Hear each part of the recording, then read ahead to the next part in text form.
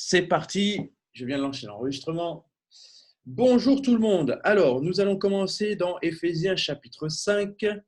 Et sur la vidéo précédente, on avait terminé par le chapitre 5 jusqu'au verset 21. Sur ce verset, Paul introduit ce qu'il va dire à la suite. Et nous allons prendre donc le verset 22. Je vais quand même lire le verset 21. Éphésiens chapitre 5, verset 21. Vous soumettant les uns aux autres dans la crainte de Christ. Et c'est par là qu'il introduisait donc tous ces paragraphes suivants par rapport à la soumission. D'abord, par rapport à la soumission entre les femmes et les hommes, donc entre les époux et les maris, les épouses et les maris, entre les enfants et les parents par la suite, le serviteur et le maître, et puis ensuite il terminait donc par Éphésiens 6 à partir du verset 10, où il commence par nous témoigner par rapport aux armes de Dieu que Dieu donne aux chrétiens. Puis ensuite, ce sont des salutations finales à partir du verset 21 du chapitre 6. Ok, on commence la lecture, donc Éphésiens chapitre 5, verset 22. Femmes, soyez soumises à vos maris comme au Seigneur, car le mari est le chef de la femme, comme Christ est le chef de l'Église, qui est son corps, et dont il est le maître, dont il est le sauveur. Or, de même que l'Église est soumise à Christ, les femmes aussi doivent l'être à leur mari, en toutes choses. Marie, aimez vos femmes, comme Christ a aimé l'Église, et s'est livré lui-même pour elle, afin de la sanctifier par la parole, après l'avoir purifiée par la parole, après l'avoir purifiée par le baptême d'eau, afin de faire paraître devant lui cette Église glorieuse, sans tache, ni ride, ni rien de semblable, mais sainte et irrépréhensible. C'est ainsi que les maris doivent aimer leurs femmes comme leur propre corps. Celui qui aime sa femme s'aime lui-même, car jamais personne n'a haï sa propre chair, mais il la nourrit et en prend soin comme Christ le fait pour l'Église, parce que nous sommes membres de son corps. C'est pourquoi l'homme quittera son père et sa mère et s'attachera à sa femme, et les deux deviendront une seule chair. Ce mystère est grand. Je dis cela par rapport à Christ et à l'Église. Du reste, que chacun de vous aime sa femme comme lui-même et que la femme respecte son mari. Bon, ça on a bien compris. Femmes, soyez soumises à vos maris comme au Seigneur. Là, ce n'est pas un exemple. Hein. Autant comme vous êtes soumis au Seigneur que vous ne voyez pas, autant comme il faut être soumis à l'homme que vous voyez. D'accord ? Donc, la soumission dont Paul parle par rapport aux femmes et aux maris, mais c'est une réelle soumission. Ce n'est pas simplement un jeu de mots sous la mission, c'est réellement sous une soumission, c'est-à-dire que le mari dit à gauche, la femme va à gauche. Le mari dit à droite, la femme va à droite. C'est ça la soumission. C'est parce que si Dieu dit à gauche, eh bien, tu iras à gauche en tant que femme. Si Dieu dit tu iras à droite, tu iras à droite en tant que femme. Et Dieu demande cette même soumission aux femmes par rapport à leur époux. C'est dans l'ordre naturel spirituel, d'accord ? C'est dans l'ordre naturel spirituel. C'est pour cette raison que Marie, vous devez être comme Christ a été pour l'Église, c'est-à-dire être un bon mari, faire preuve de bonté, de générosité, d'un amour tel qu'il peut donner sa vie pour sa femme, qu'il peut se sacrifier ses conceptions, sacrifier, en fait, sacrifier son royaume, sacrifier son confort, tout sacrifier pour sa femme. Et ça, c'est très intéressant de voir cela comme ça, puisque Paul nous dit, au travers donc de ce passage, que les maris doivent aimer leur femme comme Christ aime l'Église. D'accord ? Donc, autant comme la femme, elle se sacrifie, parce qu'elle se sacrifie elle-même pour pouvoir être soumise à son mari. D'accord ? Ça veut dire qu'elle fait d'abord passer elle fait d'abord passer ce que dit son mari avant ce qu'elle aimerait faire. D'accord ? c'est comme nous, hein, il faut être concret, hein, nous sommes soumis à Dieu, il faut être soumis à Dieu selon les désirs du Saint-Esprit et non pas selon les désirs de notre chair. D'accord? Donc, c'est-à-dire que les chairs, comme on sait, la chair a des désirs contraires à ceux de l'esprit et c'est comme ça. D'accord? Pour se sanctifier, on le fait, pour obéir, on le fait parce que nous aimons Dieu, nous nous soumettons à lui et nous déclarons que Dieu sait mieux ce que nous avons besoin, nous le faisons confiance en nous sanctifiant davantage jour après jour. Eh bien, au niveau de la femme et du mari, c'est la même chose. La femme, eh bien, se prive pour pouvoir être dans l'ordre divin, pour pouvoir répondre aux désirs du mari. Donc, c'est-à-dire, tout simplement, si le mari dit à gauche, on va à gauche. S'il dit on habite ici, on habite ici. Pourquoi? Parce que c'est simplement comme ça que Dieu voit les choses. D'accord? C'est comme ça qu'il faut être soumis. Mais en revanche, les maris doivent se sacrifier comme Christ s'est sacrifié, c'est-à-dire donner sa vie pour sa femme, savoir donner sa vie pour son épouse, c'est-à-dire quoi? Savoir quitter son royaume de gloire, savoir descendre jusqu'à son niveau, savoir mourir pour elle, savoir l'enseigner, savoir prendre la patience, savoir être patient avec elle, savoir l'enseigner, savoir détecter ses besoins et tout ce que Christ a fait sur la terre, eh bien les hommes doivent être capables, tout ce que Christ a fait sur la terre pour l'Église, les hommes doivent être capables de le faire pour les femmes. Et plus encore, puisqu'aujourd'hui Jésus est monté à la droite du Père, il intercède pour nous les croyants, pour son Église, pour son épouse, eh bien hommes, nous devons être capables également de pouvoir maintenant intercéder en la faveur de la femme continuellement, quelles que soient les fautes qu'elle pourrait commettre vis-à-vis de vous, vous deviez toujours intercéder auprès du Père, auprès de Jésus, afin de pouvoir la sanctifier et afin de pouvoir faire en sorte que votre couple fonctionne correctement. Pourquoi je dis ça? Parce que Paul le rappelle, il dit que nous sommes, hommes et femmes, nous sommes une seule chair. D'accord? Je parle des ceux qui sont mariés. Vous êtes une seule chair. Et comme nous sommes une seule chair, eh bien, comme nous aimons prendre soin de notre propre personne, eh bien, il faut savoir prendre soin de la femme également, parce que c'est notre propre chair. Comment nous pouvons haïr notre propre chair? C'est impossible, à moins que tu aies un gros problème et tu as besoin de délivrance. D'accord? Donc, il faut donc qu'on puisse s'aimer, aimer notre femme comme nous aimons nous-mêmes. Donc, la Bible dit au verset 29, Éphésiens chapitre 5, verset 29, « Car jamais personne n'a haï sa propre chair, mais il la nourrit et en prend soin, comme Christ le fait pour l'Église, parce que nous sommes membres de son corps. » Voilà. C'est pourquoi, et ensuite il dit, c'est pourquoi l'homme quittera son père et sa mère s'attachera à sa femme. Donc, nous devons savoir prendre soin de notre épouse comme comme Christ a pris donc soin de nous, mais comme nous-mêmes nous prenons soin, nous savons prendre soin de nous, nous donner les bonnes choses, nous donner les choses qui nous correspondent, etc. Nous devons faire pareil avec nos épouses. D'accord? Alors,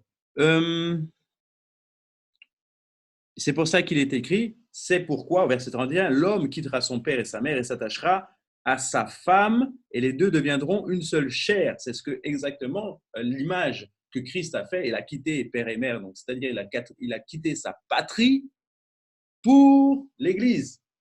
Il a quitté sa patrie, le ciel, pour venir vers l'épouse, pour pouvoir l'enseigner, la sanctifier, pour pouvoir l'emmener en fait à la sanctification et pouvoir en fait simplement pour pouvoir travailler avec elle. Verset 32, ce mystère est grand. Je dis cela par rapport à Christ et l'Église. Le mystère entre Christ et l'Église est grand. Et ensuite, il termine du reste que chacun de vous aime sa femme. D'accord? Il le dit encore. Que chacun de vous, il parle aux hommes, aime sa femme comme lui-même. Donc, il faut savoir aimer notre femme comme lui-même et que la femme respecte son mari. D'accord? Alors, ce qui est intéressant, on le relève, hein? Il commence par dire, femmes, soyez soumises à vos maris comme au Seigneur. Et il termine en disant, femmes, respectez vos maris. D'accord? Donc ça, c'est très important. Il le dit à 2 reprises. C'est vrai qu'il tape sur les hommes en disant, entre guillemets, aimez votre femme comme Christ a aimé l'Église. Et s'est livré lui-même en sacrifice pour elle, d'accord, afin de la sanctifier par la parole, après l'avoir purifiée par l'eau du baptême, afin de faire paraître devant lui cette Église glorieuse, sans tache, ni ride, ni rien de semblable, mais sainte et irrépréhensible. Pardon. D'accord? Donc, c'est vrai que l'homme a sa part de travail à faire, d'accord, vis-à-vis donc de son épouse, mais, les femmes, vous devez être soumises et vous devez surtout respecter. Tu vois. Vous voyez finalement, la soumission que Dieu demande, c'est le respect à vos maris que vous devez. Voilà. Il termine en disant cela au verset 33, c'est pour vraiment expliquer ce qu'est la soumission que Paul demande, que l'Esprit de Dieu demande aux femmes par rapport à leur mari, à être soumis à eux comme au Seigneur. Donc, c'est savoir écouter son mari au détriment de ce que j'aimerais, de ce que je penserais, de ce que je souhaiterais, parce que je suis soumis au Seigneur, à mon mari comme au Seigneur, d'accord? Et au-delà de ça, je respecte aussi mon mari, puisque ce sont des choses établies par le Seigneur, d'accord? Là, c'est même pas une affaire d'homme ou une affaire de quelque chose de naturel sur le plan naturel, c'est des plans sur le plan spirituel. Ainsi, Paul continue dans la même pensée, et cette fois-ci, il va regarder les rapports entre les enfants et les parents. Éphésiens chapitre 6, verset 1, « Enfants, obéissez à vos parents selon le Seigneur, car cela est juste. Honore ton père et ta mère. C'est le premier commandement avec une promesse, afin que tu sois heureux et que tu vives longtemps sur la terre. Et vous, pères, n'irritez pas vos enfants, mais élevez-les en les corrigeant et en les instruisant selon le Seigneur. » Donc là, très simplement, on parle encore donc des rapports entre 2 parties, entre toujours une partie plus grande et plus petite et plus grande, les enfants, les parents. Donc il dit quoi? Enfants, obéissez à vos parents. C'est exactement ce qu'il disait par rapport aux femmes. Femmes, soyez soumises aux hommes, selon le Seigneur. Donc, obéissez à vos parents selon le Seigneur, car il est juste, car cela est juste. D'accord? Donc, on pourrait même transposer cela par rapport au premier verset du chapitre 5, verset 22. Femmes, soyez soumises à vos maris, car cela est juste, comme au Seigneur, car cela est juste. D'accord? Là, c'est pour ne pas se répéter, mais c'est exactement la même chose. Enfants, obéissez à vos parents selon le Seigneur, car cela est juste. Honore ton père et ta mère, c'est le premier commandement avec une promesse, d'accord? Donc, c'est-à-dire que si tu es un enfant obéissant à tes parents, selon ce que le Seigneur dit, selon le Seigneur, eh bien, tu vivras longtemps sur la terre.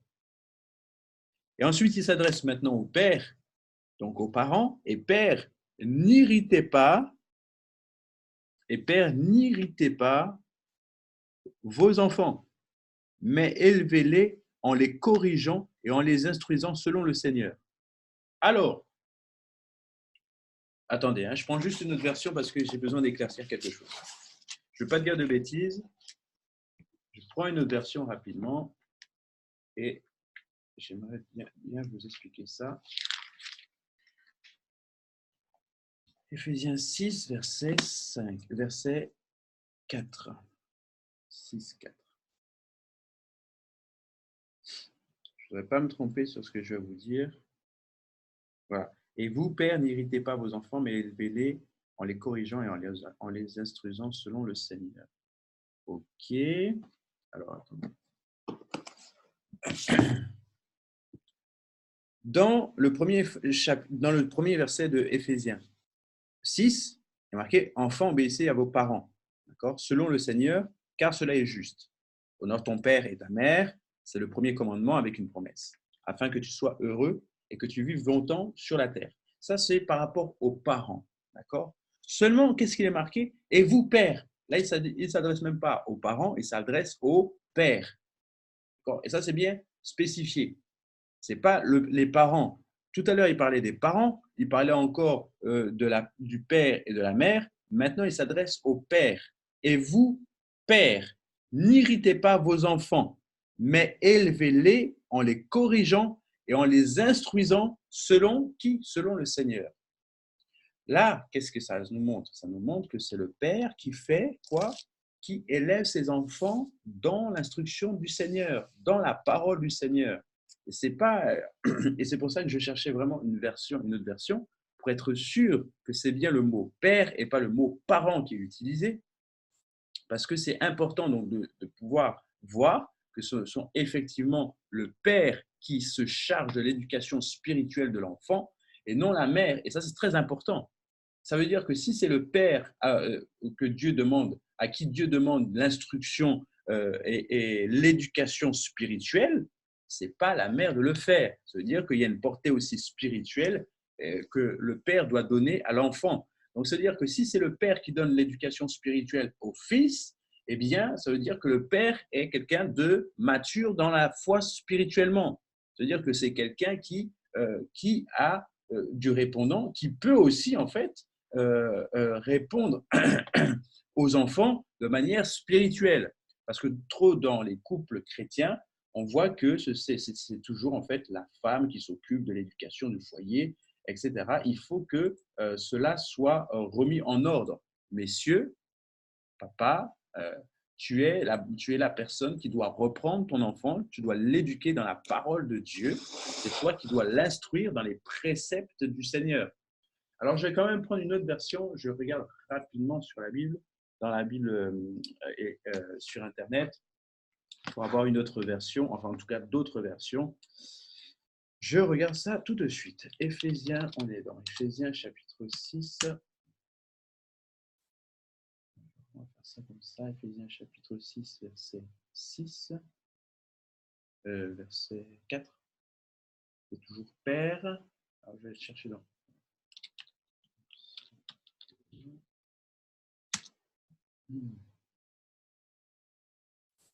Excusez-moi. Je vais regarder ça comme ça. Je vais chercher la Bible. J'ai regardé au niveau des Strong, c'est important. Je ne veux pas me tromper. On va regarder ça correctement. Et on est donc dans Éphésiens chapitre 6, verset 4. Et donc c'est bien le mot père qui est utilisé. Et le mot père, donc revient du mot grec pater. Pater qui veut dire bien géniteur ou ancêtre mâle. D'accord? Soit le plus proche parent naturel. Père. Okay. Donc c'est bien en fait, c'est bien ce que je pensais, d'accord? C'est bien le géniteur mâle. On parle bien en fait du géniteur mâle. C'est pas les parents de manière générale, c'est bien en fait le père, d'accord? C'est pour cette raison que je voulais pas me tromper, que je voulais être sûr en fait de l'interprétation de ce passage. Donc c'est le rôle en fait du père, d'accord? Principalement, d'accord? Puisque c'est le père qui est l'autorité dans le foyer. Donc, principalement, c'est le rôle du père d'éduquer son enfant, en fait, dans les principes de la parole de Dieu. Certes, l'homme va éduquer spirituellement et mener son couple, donc spirituellement, pour enseigner, hein, comme il a été dit donc, au verset 25 du chapitre 5. Marie, aimez vos femmes comme Christ aimait l'Église et s'est livré lui-même pour elle afin de la sanctifier par la parole, après l'avoir purifiée par le baptême d'eau, afin de la faire paraître comme devant lui, cette Église glorieuse, sans tache ni ride, ni rien de semblable, mais sainte et irrépréhensible. Voilà. Donc là, on nous montre le caractère aussi spirituel, d'accord, du rapport de l'homme vis-à-vis de la femme. On voit toujours que c'est pour la femme, il doit la sanctifier par la parole. Donc, c'est-à-dire quoi? Que l'homme enseigne la femme.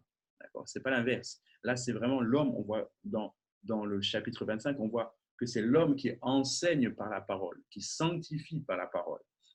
Et donc, là encore, on voit la même chose, toujours le père, toujours cet homme, l'homme dans le foyer qui enseigne, qui éduque l'enfant comme il donne la parole à la femme. D'accord? Donc, on voit vraiment dans les deux cas, que ce soit par rapport au rapport entre mari et épouse, ou que ce soit entre le rapport enfant et parent, on voit toujours que le père a une place capitale dans le foyer, qui est donc le chef de l'enseignement et de l'éducation spirituelle, que ce soit pour l'épouse ou que ce soit pour l'enfant. Donc, c'est très important, vous, mari, homme, père dans le foyer, vous devez être assis dans la parole afin de pouvoir l'enseigner et donner les bons principes de vie selon la Bible. Que dit la Bible? C'est vous qui êtes le garant de la parole dans votre foyer. D'accord? Et ça, c'est hyper important. Père, je tiens à vous alerter, surtout vous sensibiliser par ça. Vous êtes les piliers spirituels, en tout cas les garants de la parole spirituelle dans votre foyer. Que ce soit au niveau de votre épouse, si vous êtes en couple, que ce soit au niveau de vos foyers, si vous avez déjà des enfants. Bien, continuons au verset 5. Donc, cette fois-ci, c'est le rapport entre les serviteurs et les maîtres.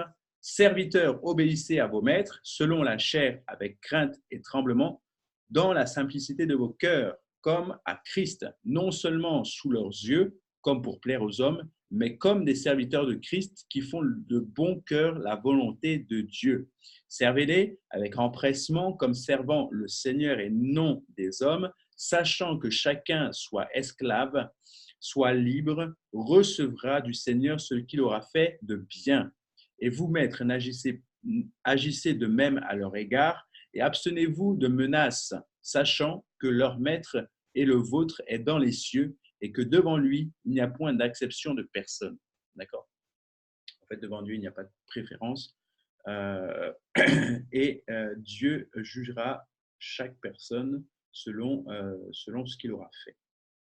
Bien, ce qu'on voit, donc, c'est toujours le même principe de comment Paul commence. Il commence toujours par dire aux serviteurs, à l'enfant, à la femme, d'être soumis donc à leur maître, à celui qui est au-dessus de lui, au-dessus d'eux, d'accord?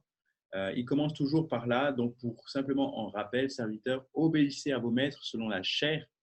Hein, on n'est pas dans l'esprit, c'est selon la chair, avec crainte et tremblement, dans la simplicité de votre cœur, comme à Christ, et non pas seulement sous leurs yeux, comme pour plaire aux hommes, mais comme des serviteurs de Christ qui font de bon cœur la volonté de Dieu. Donc là, on peut le rapporter, donc le serviteur et maître, on peut le rapporter aussi, par exemple, à nous qui travaillons dans l'Église, que nous ne puissions pas le faire simplement devant les pasteurs, devant les leaders, que nous soyons genre un peu très bien devant leurs yeux, mais que nous puissions le faire aussi, même lorsque ils ne sont pas au courant, même dans le secret, même s'ils ne sont pas au courant, que nous puissions faire bien, tout simplement parce que nous œuvrons pour le Seigneur d'abord et que nous répondons en fait à l'appel que Dieu a mis sur notre vie.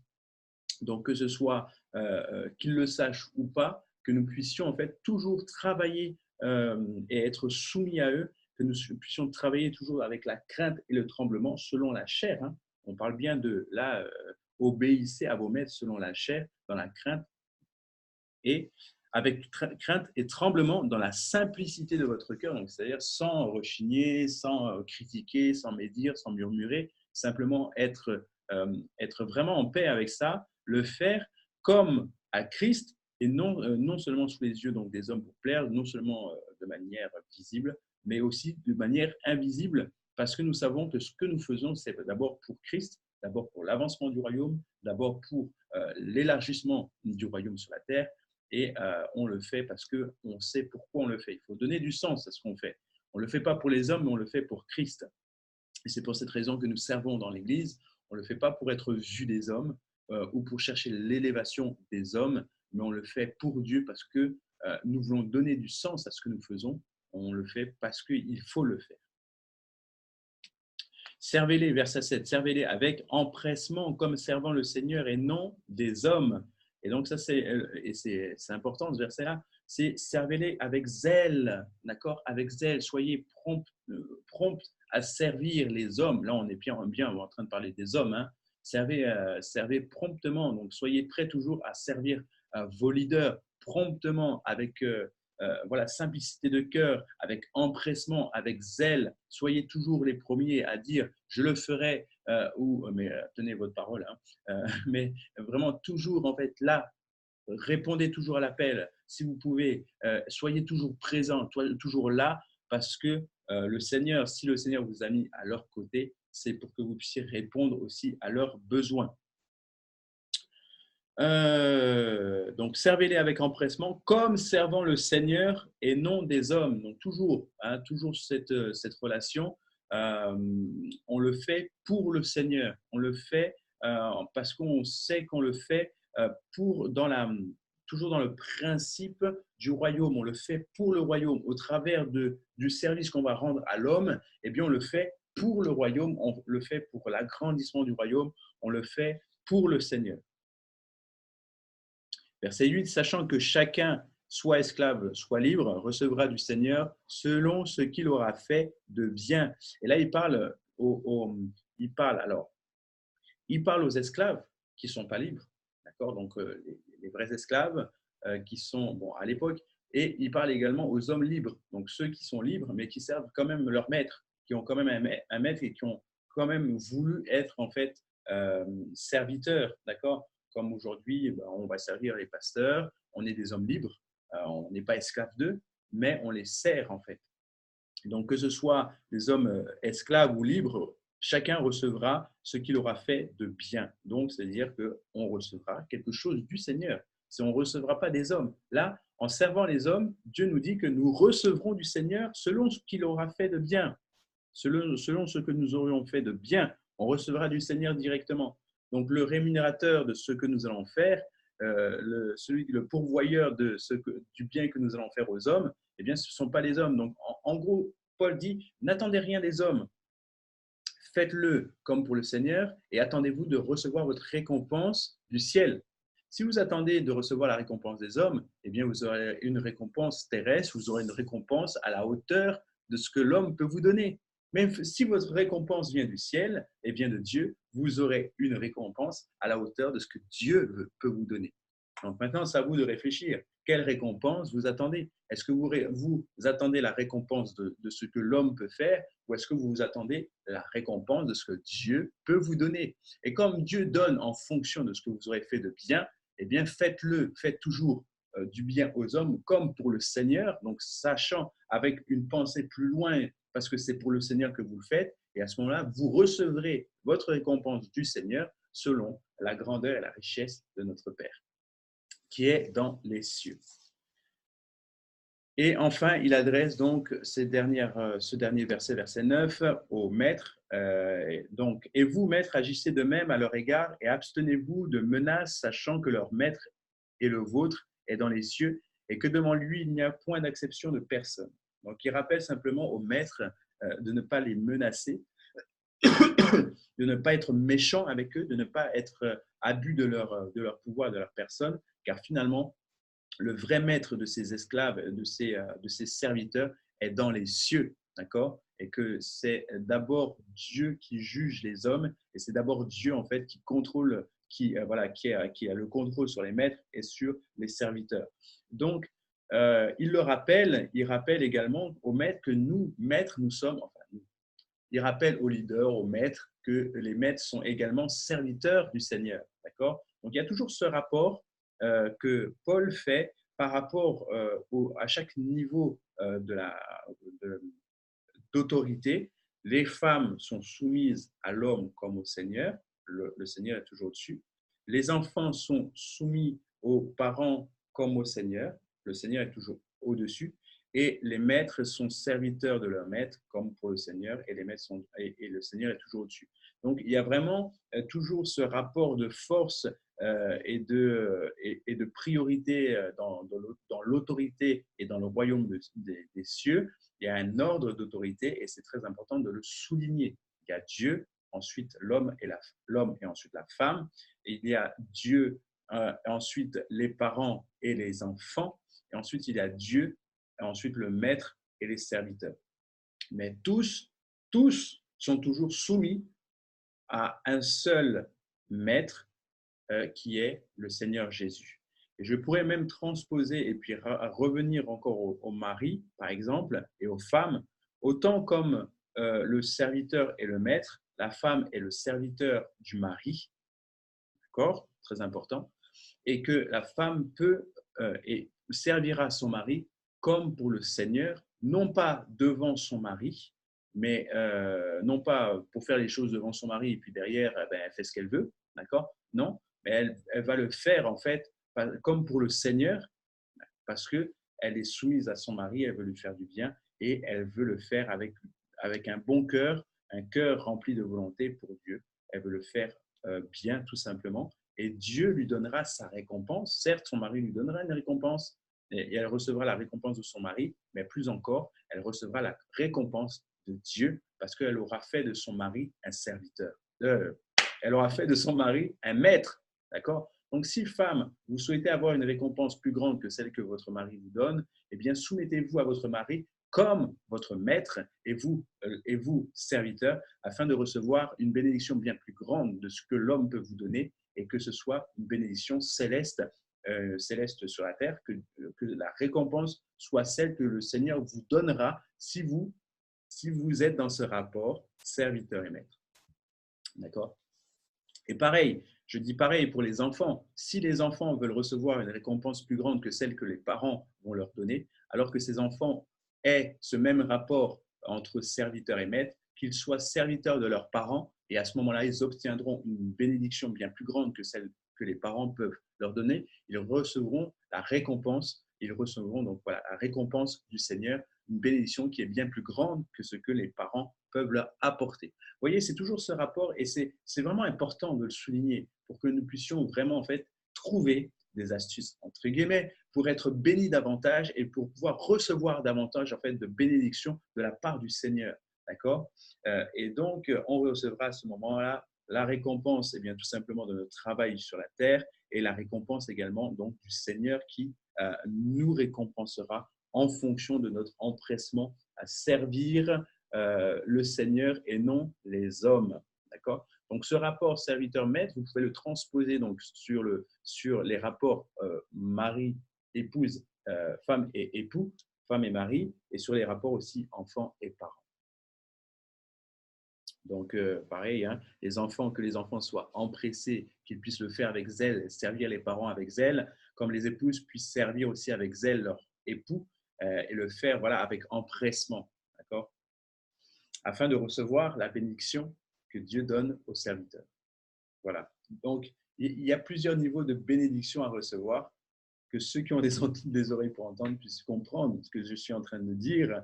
D'accord? Tu peux recevoir la bénédiction de l'épouse parce que tu es soumise à ton mari, mais tu peux recevoir en plus de ça la bénédiction du Seigneur si tu considères que ton mari est un maître et que tu es le serviteur de ton mari.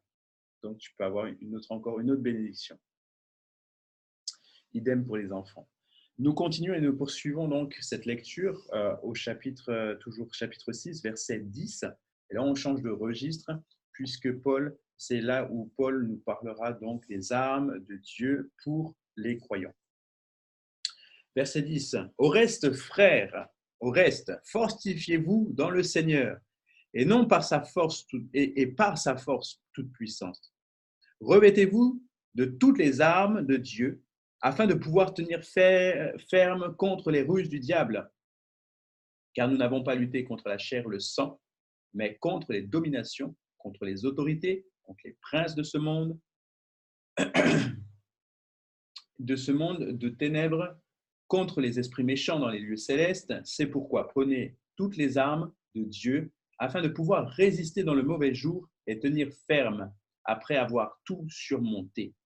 Tenez donc ferme, ayez à vos reins la vérité pour ceinture, revêtez la cuirasse de justice, mettez-vous pour chaussures à vos pieds le zèle que donne l'évangile de paix, prenez par-dessus tout le bouclier de la foi avec lequel vous pourrez éteindre tous les traits enflammés du malin. Prenez aussi le casque du salut et l'épée de l'esprit qui est la parole de Dieu. Faites en tout temps, par l'Esprit, toutes sortes de prières, de supplications. Veillez à cela avec une entière persévérance et priez pour tous les saints. Ensuite, il termine, priez pour moi, afin qu'il me soit donné, quand j'ouvre la bouche, de faire connaître hardiment et librement le mystère de l'Évangile pour lequel je suis ambassadeur dans les chaînes et que j'en parle avec assurance comme je dois en parler. Donc, le verset 19 et 20 sont vraiment à part de ce que Paul nous parlait tout à l'heure. Alors, pourquoi Paul maintenant parle des armes de Dieu? Pourquoi il fait un rapport en fait de force par rapport à un revêtement militaire alors qu'il était en train de parler des rapports entre les maîtres et les esclaves, entre les maîtres et les serviteurs, les enfants et les parents et les épouses et les époux. Pourquoi?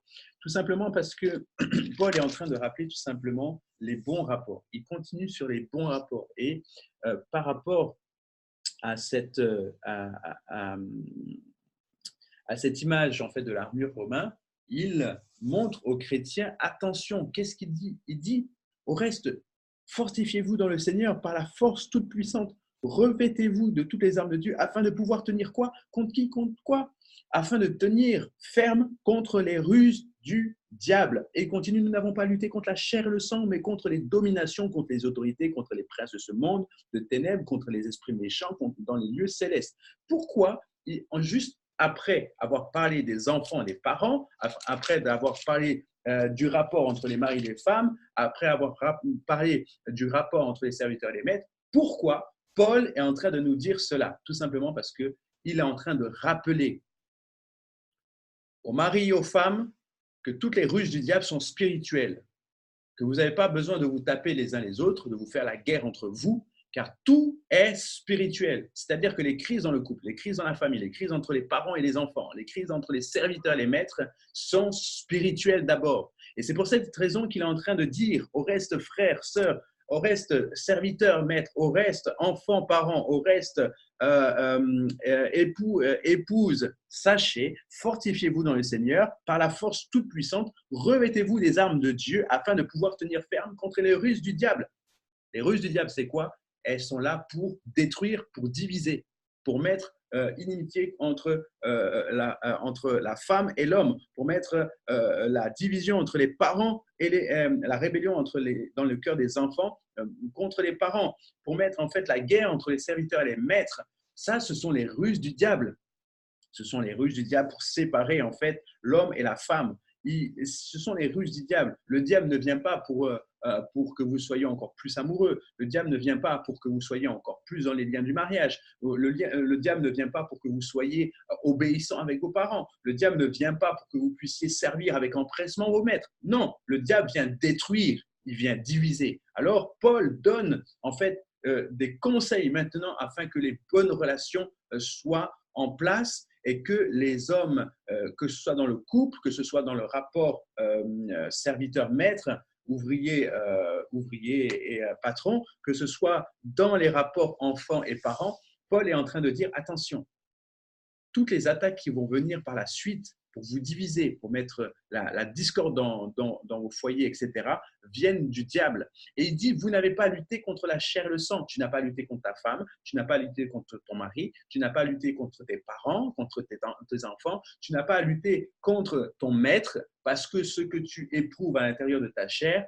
est en fait une réclamation spirituelle. C'est pour cette raison que tu n'as pas besoin de lutter contre la chair et le sang, contre ce qui est sur le plan naturel, mais que tu as besoin de te lever contre les autorités, contre les dominations, contre les autorités, contre les princes de ce monde de ténèbres, contre les esprits méchants dans les lieux célestes.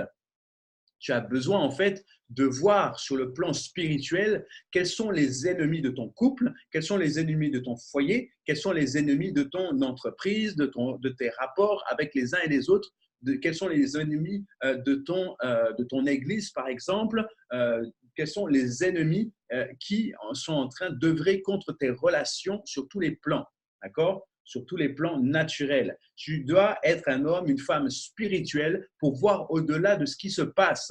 Donc, quand il y a une crise dans ton couple, quand il y a une crise sur le plan avec les enfants, quand il y a une crise, tu dois aller au-delà tu dois te poser la question, car tu n'as pas à lutter contre la chair et le sang, tu ne dois pas te mettre en colère contre eux et en guerre contre eux, mais tu dois voir derrière, tu dois être une femme et un homme spirituel, tu dois voir derrière, tu dois se dire, mais quelle est cette domination, quelle est cette autorité, quel est ce prince de ce monde qui est en train de combattre mon couple, combattre mon foyer, quels sont les esprits méchants qui sont à l'œuvre dans les lieux célestes contre ma vie, contre mon foyer, contre mon couple, contre mes enfants, contre mon entreprise. D'accord? Et c'est pour cette raison que Paul, maintenant, il vient faire quoi? Il vient dire, c'est pourquoi prenez toutes les armes de Dieu afin de pouvoir résister dans le mauvais jour et tenir ferme après avoir tout surmonté. C'est-à-dire, tenez donc ferme, ayez à vos reins la vérité pour ceinture, que dans ton couple, dans ton foyer, dans tes rapports, vous soyez toujours vrais. Et c'est ce qu'il nous a dit. Paul nous a dit cela dans le chapitre 5, où il nous parlait de la vérité, qu'il faut être vrai dans nos relations les uns avec les autres, pour l'unité. Donc, il nous dit, premièrement, il nous rappelle tout simplement ce qu'il a déjà dit, puisque c'est la fin de sa lettre, il nous rappelle, premièrement, ayez à vos reins la vérité pour ceinture. Pourquoi la vérité? Parce que c'est important que dans dans l'image qu'il prend par rapport au centurier romain, il faut savoir que dans la cuirasse, dans l'armure, donc la représentation donc, de la cuirasse, des armes et de l'armure du romain, du centurier romain, il fallait savoir que la vérité, donc la ceinture, on accrochait le fourreau de l'épée à la ceinture. D'accord? Donc, s'il n'y a pas de ceinture, il n'y a pas de puissance. S'il n'y a pas de ceinture, il n'y a pas d'épée. Et on sait très bien qu'à la fin, il dit que prenez l'épée de la parole, qui est la parole. Donc, s'il n'y a pas de vérité, dans ta bouche, tu ne peux pas parler la parole. Dans ta bouche, tu ne peux pas utiliser la parole pour pouvoir combattre. Donc, premièrement, il faut avoir la vérité dans tous les rapports, que ce soit homme-femme, soyez vrais, ne cachez rien, il faut dire la vérité, que ce soit dans les rapports enfants-parents, ne mentez pas à vos parents, ne mentez pas, que ce soit dans les services que vous faites et vous rendez, ne mentez pas non plus. Soyez vrais afin que le diable n'ait pas une occasion pour détruire votre couple, pour détruire votre entreprise, pour détruire vos relations avec vos parents. C'est pour cette raison, donc, revêtez-vous, ensuite il dit, revêtez la cuirasse de la justice, d'accord? Donc, soyez toujours justes, n'ayez pas de préférence, ne faites pas de préférence les uns avec les autres, n'ayez pas de préférence entre vos serviteurs, et là il parle, n'ayez pas de préférence parmi vos enfants, n'ayez pas de préférence. Il faut que vous puissiez arriver à servir avec justice, avec équilibre, pardon. Il faut être équilibré dans vos sentences, dans ce que vous allez rendre, de ce que vous allez vivre. Il faut vivre dans la justice. Verset 15, mettez pour chaussure à vos pieds le zèle que donne l'évangile de paix. Et là encore, on l'a vu, servez vos maîtres avec empressement. Soyez toujours zélés. Ne mettez pas la paresse. Ne soyez pas paresseux dans vos rapports avec vos épouses, avec vos maris. Ne soyez pas paresseux dans vos rapports entre maîtres et serviteurs. Ne soyez pas paresseux avec vos enfants et vos parents. Ayez toujours du zèle, le zèle que donne l'évangile de paix, donc l'évangile de Jésus-Christ. Prenez par-dessus tout, verset 16, le bouclier de la foi avec lequel vous pourrez éteindre tous les traits enflammés du malin. Donc, c'est-à-dire toutes les ruses du diable, c'est par la foi que vous allez pouvoir les arrêter parce que vous allez savoir que ce n'est pas contre la chair et le sang que vous vous battez, mais contre les principautés, les autorités, les démons, les esprits méchants, les princes de ce monde. C'est par la foi seulement que vous pourrez vous lever, non pas contre la chair et le sang, mais que vous allez pouvoir vous lever contre les principautés, contre les ennemis qui se trouvent derrière et qui animent, qui attisent en fait les mauvaises relations. Verset 17, prenez aussi le casque du salut et l'épée de l'esprit qui est la parole de Dieu. Prenez donc le casque du salut. Pourquoi? Parce que vous êtes sauvés et vous devez toujours penser plus grand que vous. Vous devez toujours vous remettre en question, toujours vous dire que je dois servir Dieu qui est dans les cieux. Je sais qu'au travers de ce que je fais, je sers Dieu, j'ai le salut en moi, je sais que je suis sauvé et qu'il faut que je pense, que je marche, que je parle par rapport au royaume des cieux. Donc, je dois toujours me rappeler que c'est le royaume des cieux qui passe d'abord. Je travaille pour le royaume des cieux, que ce soit auprès de mon mari, auprès de mon épouse, auprès de mon maître, auprès de mes parents. Je sais que derrière, le royaume est beaucoup plus grand. Je sais que derrière, c'est une œuvre plus grande que je sers. C'est pour cette raison que je ne dois pas en fait me laisser troubler par les pensées qui viennent, mais que le casque du salut soit toujours sur ma tête et que je marche toujours avec une vision claire. Faites en tout temps, donc verset 18, faites en tout temps par l'Esprit toutes sortes de prières et de supplications, veillez à cela avec une entière persévérance et priez pour tous les saints.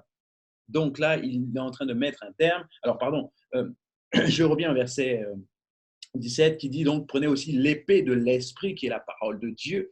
Donc comme on l'a vu par rapport aux maris et aux femmes, au verset 26 du chapitre 5, afin de sanctifier par la parole, après l'avoir purifiée par le baptême d'eau, afin de la faire paraître devant lui, cette église glorieuse sans tache ni ride, ni rien de semblable, mais sainte et irrépréhensible, tout simplement, ayons toujours l'épée de la parole, afin que nous puissions sanctifier toujours nos rapports et toujours revenir à la parole, toujours savoir qu'est-ce que la parole dit par rapport à ce conflit, qu'est-ce que la parole dit par rapport à cette décision que nous devons prendre. La parole doit être au milieu de nous, c'est elle qui sépare jointure et moelle, c'est elle qui bâtit notre vie.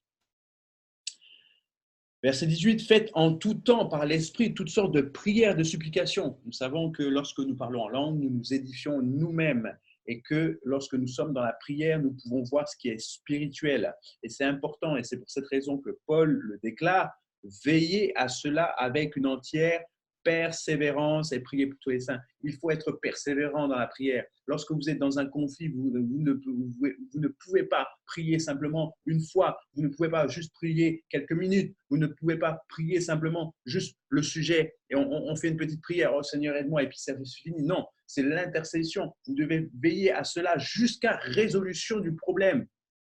Tant que le problème n'est pas résolu, ne donne pas de repos à tes prières. Tant que tu vois que le problème n'est pas résolu dans tes rapports entre enfants et parents, entre mari et femme, entre serviteur et maître, eh bien, ne donne pas de repos. Prie parce que le combat est plus grand derrière. Donc, continue à prier, veille à cela avec une entière persévérance et prie pour tous les saints. Et donc, prie pour tous ceux qui sont engagés dans cette guerre spirituelle. Voilà, et ensuite il finit tout simplement, priez pour moi, puisqu'il est déjà dans la prière, donc il finit, priez pour moi afin qu'il me soit donné, quand j'ouvre la bouche, de faire connaître hardiment et librement le mystère de l'Évangile pour lequel je suis ambassadeur dans les chaînes et que j'en parle avec assurance comme je dois en parler. Et donc là, il parle simplement donc, de la prière de manière générale pour lui, afin qu'il soit toujours hardi, qu'il soit toujours zélé, qu'il soit toujours courageux de parler donc de la parole de Dieu. Et c'est pour cette raison lui, Paul, le grand Paul, qui demande en fait de la prière. Et oui, on aurait pu croire que il ne demanderait pas de la prière, que ça suffirait simplement ce qu'il a. Non, il demande avec humilité à tous ceux qui l'écrit, il demande que vous puissiez prier pour moi afin que je puisse être persévérant, afin que j'ouvre la bouche. Donc là encore, c'est une marque d'humilité que Paul fait et rend, une marque d'humilité parce qu'il sait que la prière fervente du juste, la prière de ses croyants, la prière de ses églises vont faire la différence dans son ministère. D'accord ? Donc, il a encore cette touche d'humilité pour pouvoir dire, eh bien, au-delà de tout ça, priez pour moi. Je suis peut-être votre maître, je suis peut-être votre maître dans la foi, je suis peut-être un père dans la foi pour certains, mais il a l'humilité de venir et dire, mes fils, mes serviteurs, priez pour moi, moi qui suis ambassadeur dans les chaînes, afin que je puisse faire connaître hardiment et librement le mystère de l'évangile pour lequel je suis ambassadeur dans les chaînes et que j'en parle avec assurance comme je dois en parler. Donc, il a l'humilité encore de venir à la fin, et de dire, cher enfant dans le Seigneur, cher père dans le Seigneur, cher maître, cher serviteur dans le Seigneur, priez pour moi. J'ai l'humilité de dire que vos prières ont l'importance pour moi, elles font la différence pour moi. Priez pour moi. Et ça, c'est tellement beau si les maris pouvaient venir vers leurs femmes et leur dire prie pour moi par rapport à tel sujet, car je sais que tes prières font la différence. Et si les parents pouvaient dire à leurs enfants prie pour moi, car je sais que tes prières font la différence et que j'ai besoin de tes prières. Et si les maîtres pouvaient dire à leurs serviteurs, ou les passeurs pouvaient dire à leur peuple, priez pour moi, car je sais que vos prières font la différence dans mon ministère, font la différence. C'est une marque, une belle marque d'humilité et de savoir vivre, et une belle marque en fait d'unité et de savoir également que nous sommes tous ouvriers pour le Seigneur et que nous pouvons nous faire du bien les uns les autres en fonction de ce que nous voyons sur le plan spirituel. C'est vraiment intéressant de voir encore cette dernière phrase où vraiment Paul, qui est quand même le grand Paul que nous considérons aujourd'hui et que les autres considéraient déjà à l'époque, mais il a toujours cette humilité encore et on voit vraiment que Paul était vraiment quelqu'un de humble parce qu'il était le grand persécuteur de l'Église chrétienne au début, mais on voit encore son humilité à revenir encore et dire priez pour moi, priez pour tous les saints, priez surtout pour moi afin qu'il me soit donné quand j'ouvre la bouche de parler avec assurance. Et ensuite, verset 21, il va terminer donc avec les salutations finales comme il a l'habitude de faire afin que vous aussi, verset 21, vous sachiez ce qui me concerne et ce que je fais. Tychik, le bien-aimé frère et fidèle ministre dans le Seigneur, vous informera de tout. Je l'envoie exprès vers vous pour que vous connaissiez notre situation et pour qu'il console vos cœurs, que la paix et la charité, que la paix et l'amour avec la foi soient donnés aux frères de la part de Dieu le Père et du Seigneur Jésus-Christ. Que la grâce soit avec vous tous qui aiment notre Seigneur Jésus-Christ d'un amour inaltérable. Voilà l'épître aux Éphésiens que nous avons étudié cette semaine. C'était une très belle épître et on voit vraiment l'apôtre Paul, vraiment qui est un homme avec une forte révélation dans la parole de Dieu et de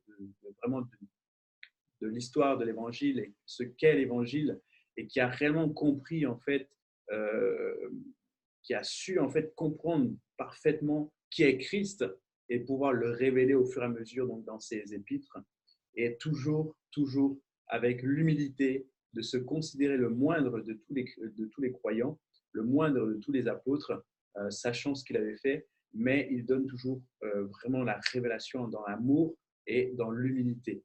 Que nous soyons aussi imitateurs de ce Paul, que nous soyons imitateurs de ce qu'il est en tant que croyant, en tant que personne prêchant la parole de Dieu, que nous ayons toujours l'humilité de reconnaître que c'est ensemble que nous avançons, que nous avançons avec une révélation partielle, mais que nous avançons aussi en fait les uns avec les autres et que nous avons besoin des uns et des autres pour être puissants. Que ce soit dans la prière, que ce soit dans l'accompagnement, que ce soit dans les finances, nous avons besoin d'avancer ensemble les uns avec les autres pour que le royaume des cieux soit étendu sur toute la terre et qu'il avance.